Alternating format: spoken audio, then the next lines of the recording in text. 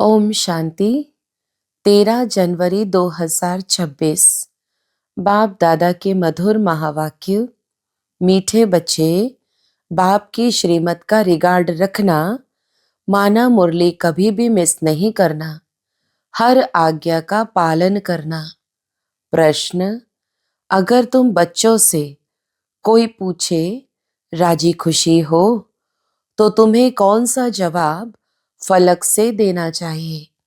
उत्तर: बोलो, परवाह थी पार ब्रह्म में रहने वाले की, वह मिल गया, बाकी क्या चाहिए? पाना था सो पा लिया। तुम ईश्वरीय बच्चों को किसी बात की परवाह नहीं। तुम्हें बाप ने अपना बनाया, तुम्हारे पर ताज रखा, फिर परवाह किस बात की? ओम शांति। बाप समझाते हैं, बच्चों की बुद्धि में जरूर होगा कि बाबा बाप भी है, टीचर भी है, सुप्रीम गुरु भी है। इसी याद में जरूर होंगे। यह याद कभी कोई सिखला भी नहीं सकते। बाप ही कल्प कल्प आकर सिखलाते हैं। वही ज्ञान सागर पतित पावन भी है। वह बाप भी है, टीचर भी है, गुरु भी है।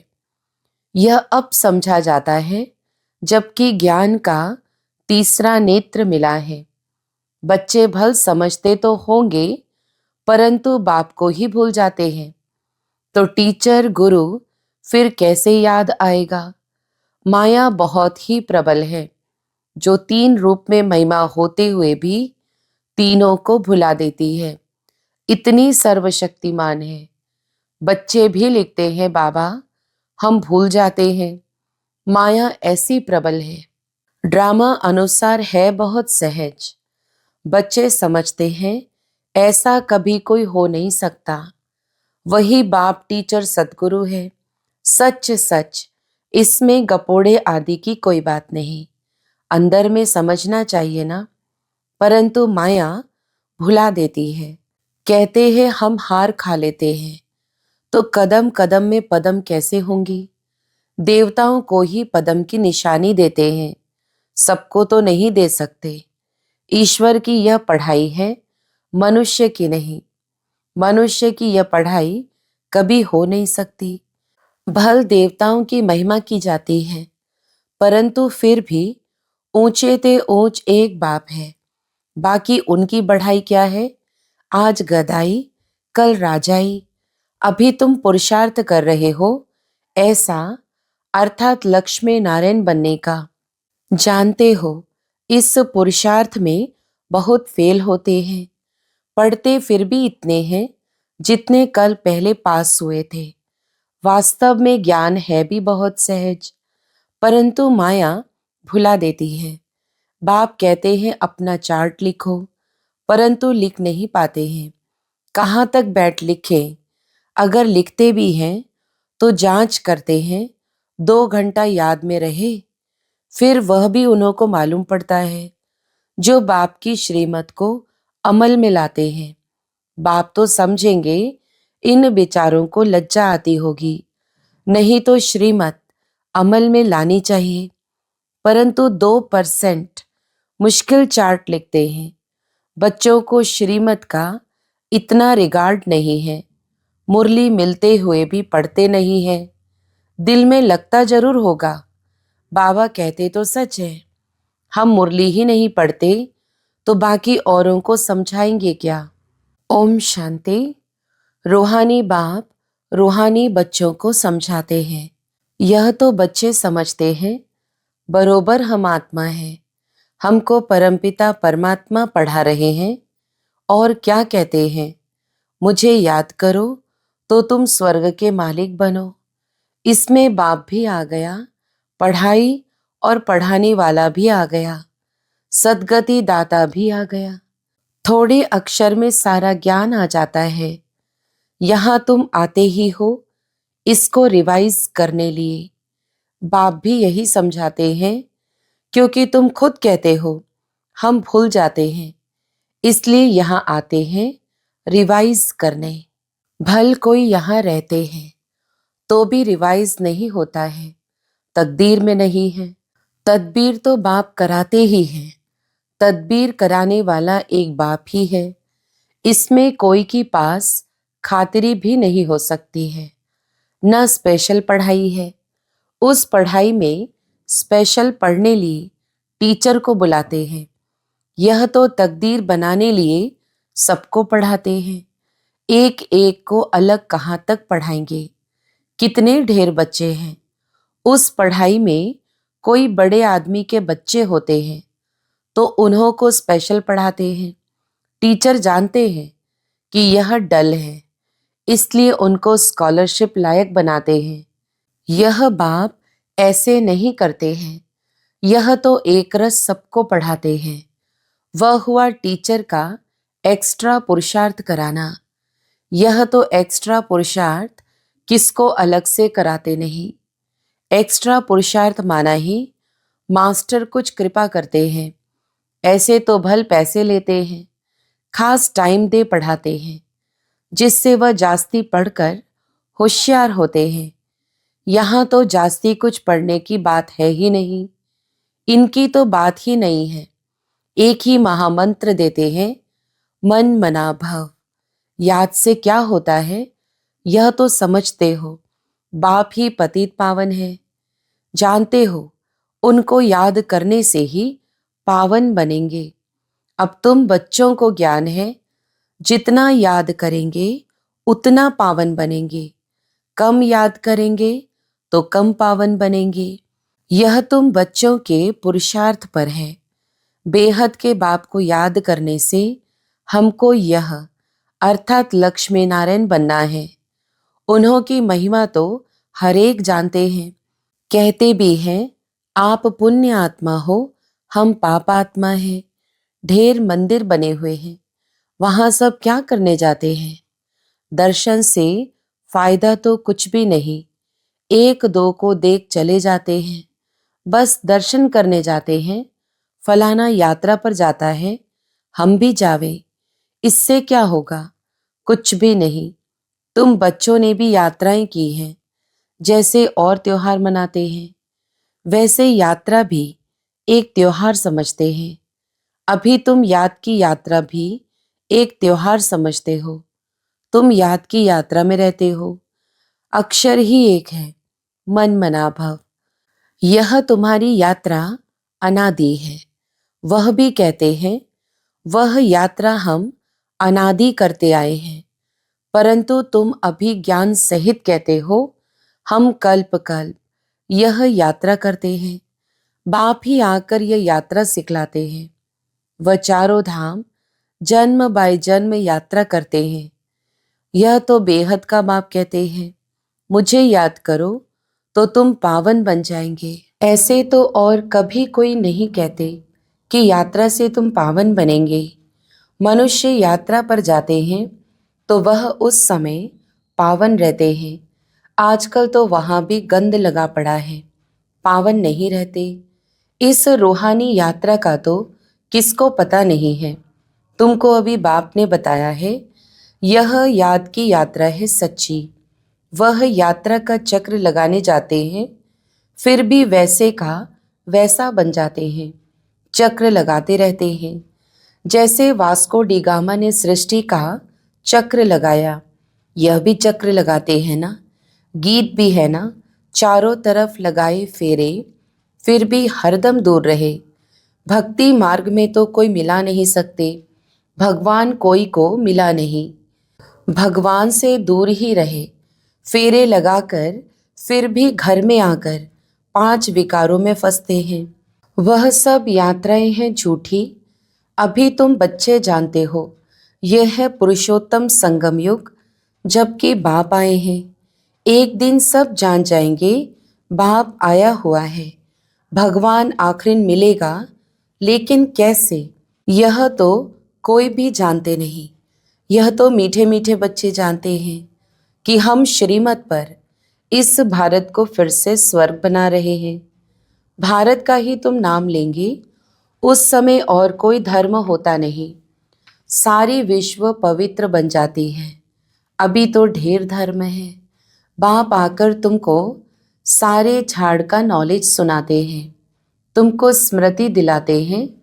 तुम सो देवता थे, फिर सो क्षत्रिय, सो वैश्य, सो शूद्र बने, अभी तुम सो ब्राह्मण बने हो। यह हम सो का अर्थ बाप कितना सहज समझाते हैं। ओम अर्थात मैं आत्मा, फिर हम आत्मा ऐसे चक्र लगाती है। वह तो कह देते हम आत्मा सो परमात्मा, परमात्मा सो हम आत्मा। एक भी नहीं जिसको हम सो का अर्थ यथार्थ मालूम हो। तो बाप कहते हैं यह जो मंत्र है यह हरदम याद रखना चाहिए। चक्र बुद्धि में नहीं होगा तो चक्रवर्ती राजा कैसे बनेंगे। अभी हम आत्मा ब्राह्मण हैं, फिर हम सो देवता बनेंगे। यह तुम कोई से भी जाकर पूछो, कोई नहीं बताएंगे। वह तो 84 का अर्थ भी नहीं समझते। भारत का उत्थान और पतन गाया हुआ है, यह ठीक है। सतो प्रधान, सतो रजो तमो, सूर्यवंशी, चंद्रवंशी, वैश्यवंशी। अभी तुम बच्चों को सब मालूम पड़ गया है। बीज रूप बाप को ही ज्ञान का सागर कहा जाता है। वह इस चक्र में नहीं आते हैं। ऐसे नहीं हम जीव आत्मा सो परमात्मा बन जाते हैं, नहीं। बाप आप समान नॉलेजफुल बनाते हैं, आप समान गॉड नहीं बनाते हैं।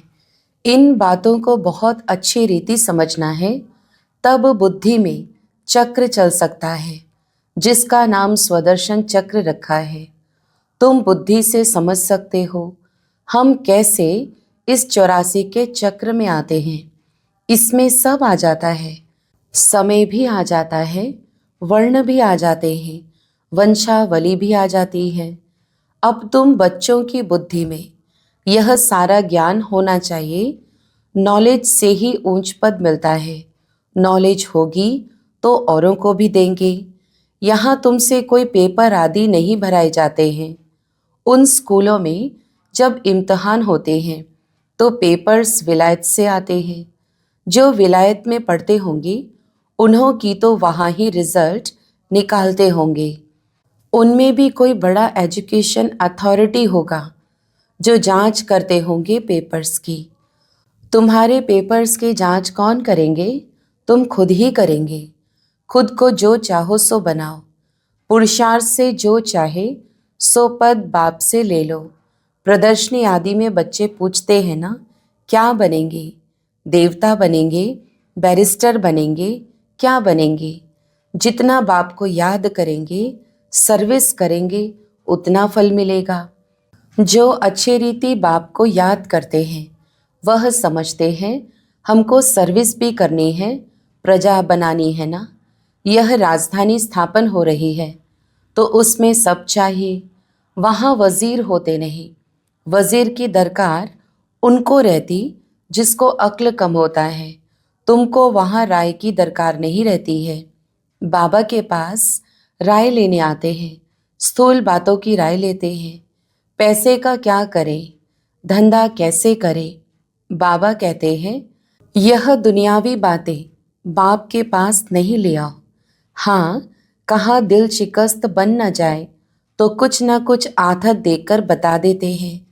यह कोई मेरा धंधा नहीं है, मेरा तो ईश्वरीय धंधा है तुमको रास्ता बताने का। तुम विश्व का मालिक कैसे बनो? तुमको मिली है श्रीमत, बाकी सब है आसुरी मत। सतयुग में कहेंगे श्रीमत, कलयुग में आसुरी मत। वह है ही सुखधाम। वहाँ ऐसे भी नहीं कहेंगे कि राजी खुशी हो, तबीयत ठीक है। यह अक्षर वहाँ होते नहीं। यह यहाँ पूछा जाता है, कोई तकलीफ तो नहीं है, राजी खुशी हो। इसमें भी बहुत बातें आ जाती हैं। वहाँ दुख है ही नहीं जो पूछा जाए। यह है ही दुख की दुनिया। वास्तव में तुमसे कोई पूछ नहीं सकता। भल माया गिराने वाली है तो भी बाप मिला है ना। तुम कहेंगे क्या तुम खुश खिराफत पूछते हो? हम ईश्वर के बच्चे हैं, हमसे क्या खुश खिराफत पूछते हो? परवाह थी पार ब्रह्म में रहने वाले बाप की, वह मिल गया, फिर किसकी परवाह।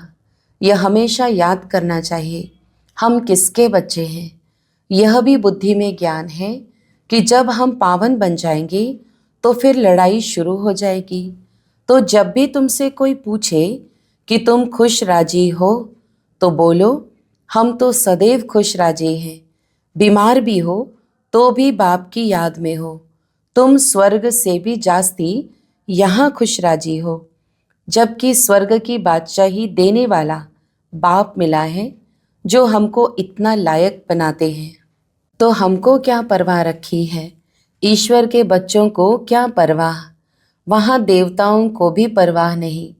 देवताओं के ऊपर तो है ईश्वर, तो ईश्वर के बच्चों को क्या परवाह हो सकती है। बाबा हमको पढ़ाते हैं, बाबा हमारा टीचर सतगुरु है। बाबा हमारे ऊपर ताज रख रहे हैं, हम ताजधारी बन रहे हैं।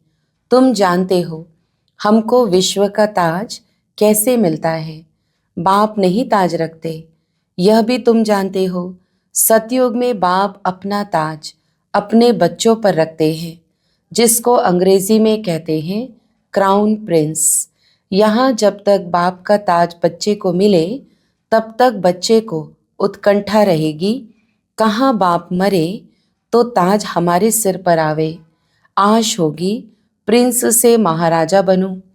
वहाँ तो ऐसी बात नहीं होती। अपने समय पर कायदे अनुसार बाप बच्चों को ताज देकर फिर किनारा कर लेते हैं। वहाँ वानप्रस्थ की चर्चा होती नहीं।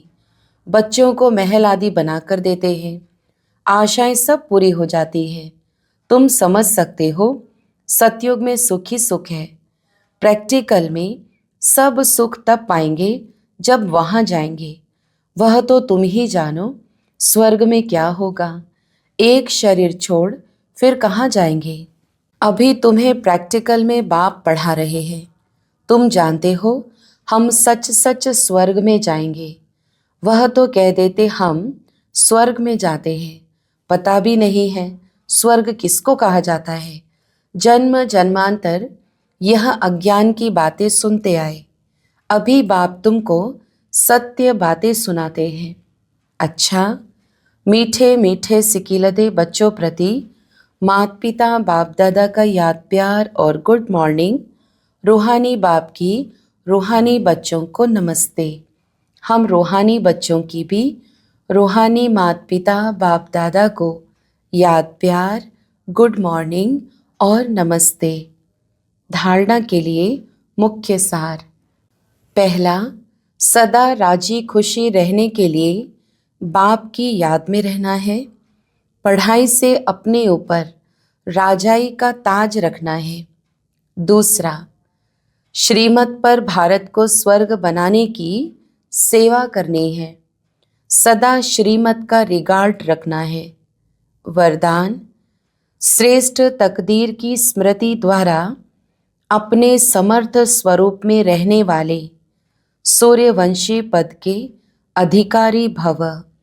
विस्तार, जो अपनी श्रेष्ठ तकदीर को सदा स्मृति में रखते हैं, वह समर्थ स्वरूप में रहते हैं। उन्हें सदा अपना अनादि असली स्वरूप स्मृति में रहता है। कभी नकली फेस धारण नहीं करते। कई बार माया नकली गुण और कर्तव्य का स्वरूप बना देती है। किसको क्रोधी, किसको लोभी, किसको दुखी, किसको अशांत बना देती है।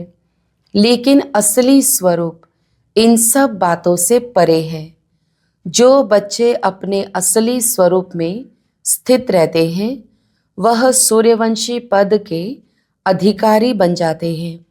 स्लोगन, सर्व पर रहम करने वाले बनो तो अहम और वहम समाप्त हो जाएगा। अव्यक्त इशारे, इस अव्यक्ति मास में बंधन मुक्त रहे जीवन मुक्त स्थिति का अनुभव करो। जब आपकी रचना कमल पुष्प जल में रहते जल के बंधन से मुक्त है, तो जब रचना में यह विशेषता है, तो क्या मास्टर रचता में नहीं हो सकती। जब कभी बंधन में फंस जाओ तो अपने सामने कमल पुष्प का दृष्टांत रखो कि जब कमल पुष्प न्यारा प्यारा बन सकता है तो क्या मास्टर सर्वशक्तिवान नहीं बन सकते? तो सदा बन जाएंगे। अच्छा, ओम शांति।